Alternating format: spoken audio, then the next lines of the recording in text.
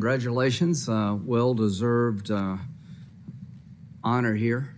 You have worked hard all your life, and you have much to be proud of. I have said in the past that I think it's good for the court to look like America, so count me in on the idea of making the court more diverse. And in the history of our country, we've never had an African-American woman serve on the court. But I also said that didn't get much coverage. I want the court to play a particular role in America.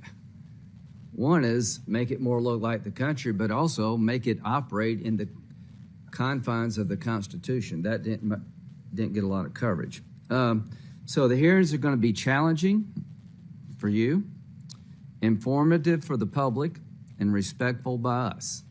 I hope we can meet those criteria. It won't be a circus. We're off to a good start. President Biden has every right to pick who he'd like to pick. That comes with winning the White House. And I've been very inclined to support the picks of people that I would not have chosen. But this is a new game for the Supreme Court. And this game is particularly disturbing to me because there's been a wholesale effort of the left to take down a nominee from my state. And I don't like it very much. And if that's the way the game's going to be played, then I'll have a response, and I don't expect it to be reward that way of playing the game. Judge Childs would have gotten 60-plus votes. There have been people in my caucus that would have voted for her, even though we knew she would be a reliable liberal vote, because I and Senator Scott would have stepped up. Now we're facing a choice sponsored by the most radical elements of the Democratic Party when it comes to how to be a judge. They have the most radical view of what a judge should do, and you were their choice. Any nomination of the court is historic. There have only been 115 justices in our nation's history.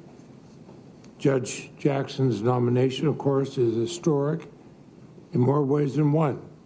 Her nomination, pending a confirmation by the Senate, will bring us one step closer to having a Supreme Court that is more reflective of our nation.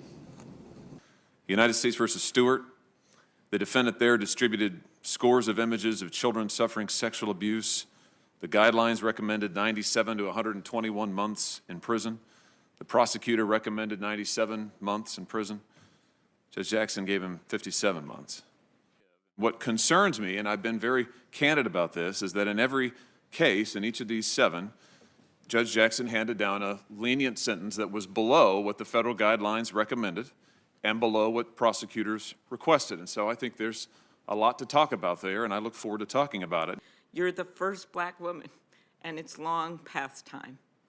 In fact, this entire hearing is about opening things up. The hearing room, we've opened it up with actual guests for the first time in a while. And you're opening up the Senate and the court by virtue of your very presence. You, Judge, are opening a door that's long been shut to so many. And by virtue of your strong presence, your skills, your experience, you are showing so many little girls and little boys across the country that anything and everything is possible.